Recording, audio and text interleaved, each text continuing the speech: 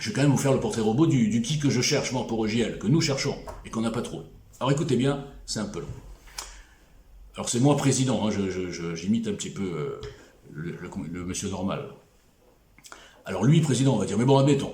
Moi, président, je ne serai pas un politicien de carrière, ni né dans un parti dont j'aurais hérité par le sang.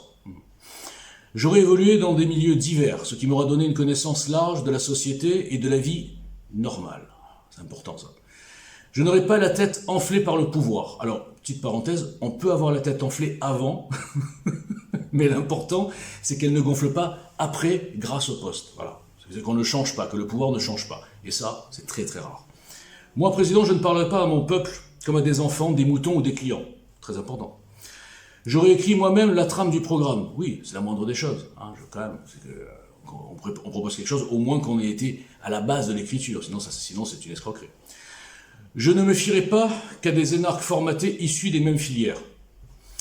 Je serai direct, franc, quels que soient les risques. Ça, c'est très important aussi. Moi, président, je m'engagerai constitutionnellement pour l'application du programme de campagne. Ça s'appelle chez EJL le contrat de confiance, on pourra en reparler.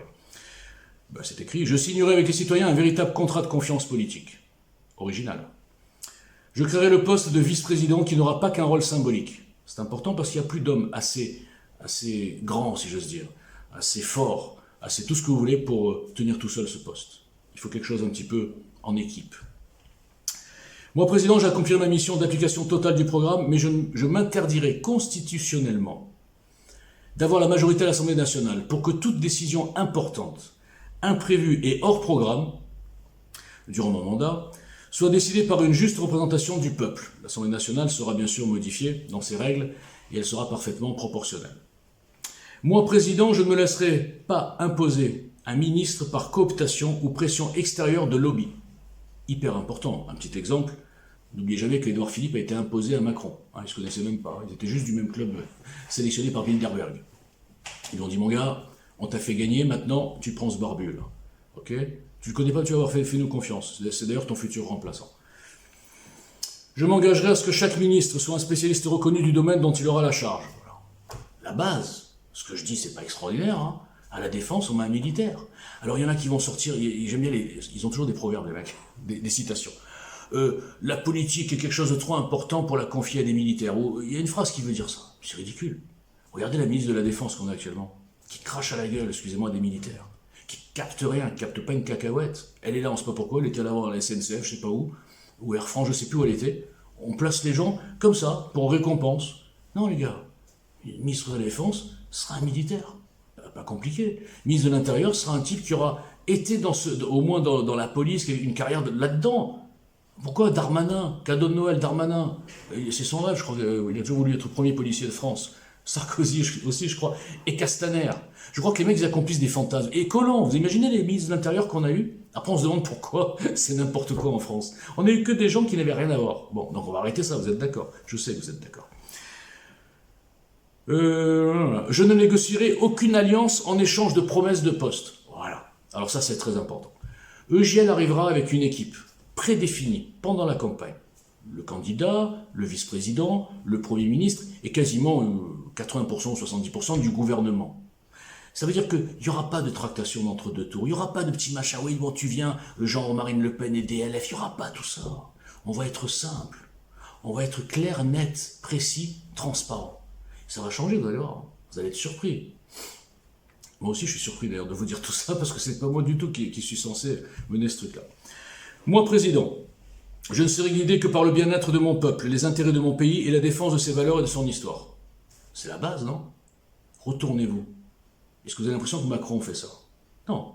On l'a élu président d'un pays dont il n'aime pas l'histoire, d'un pays dont il n'aime pas le peuple, d'un pays dont il n'aime rien, même pas la culture, pas qu'elle n'existe pas, et qui nous dit froidement, dans des tribunes, même souvent à l'étranger, il aime bien nous insulter à l'étranger, il faut déconstruire l'histoire de France. Mais je ne sais pas si les gens se rendent compte comment ce type-là, si les sondages sont vrais, peut avoir encore 25% de gens qui votent pour lui. Alors je sais, on va me dire, mais il n'y a personne en face. Mais justement, bientôt vous aurez quelqu'un.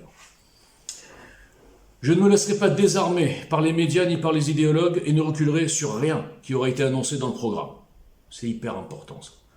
Grâce au mandat impératif, les gens qui voteront pour EJL auront sous les yeux tout ce qui va se passer en avant-première.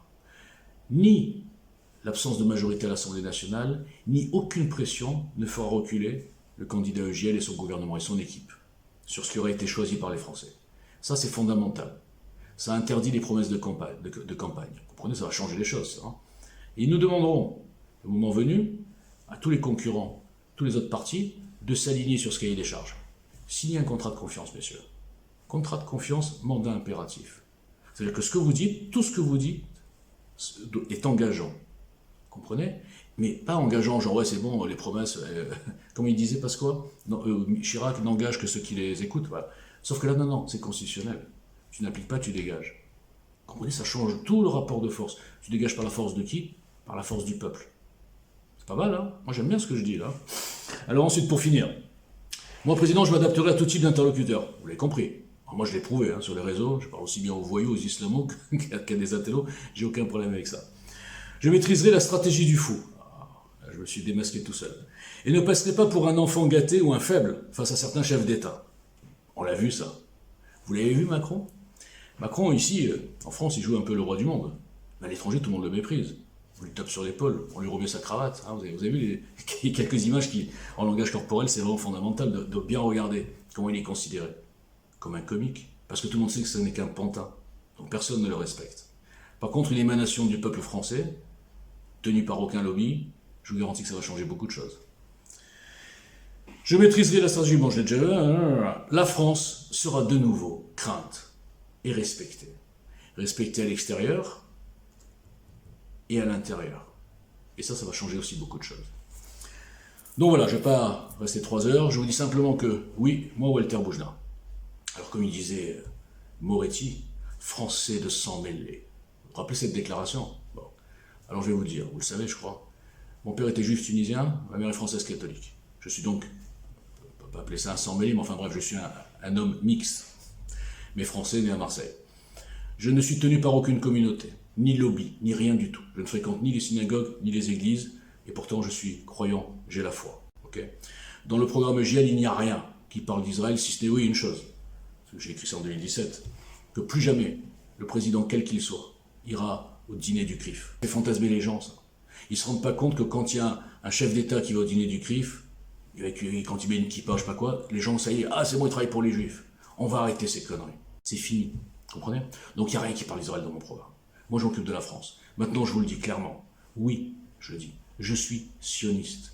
Sioniste dans le vrai sens du terme, pas dans le sens fantasmagorique que veulent donner les gauchistes. Sioniste, pédo, sataniste, mondialiste, ils mélangent tout.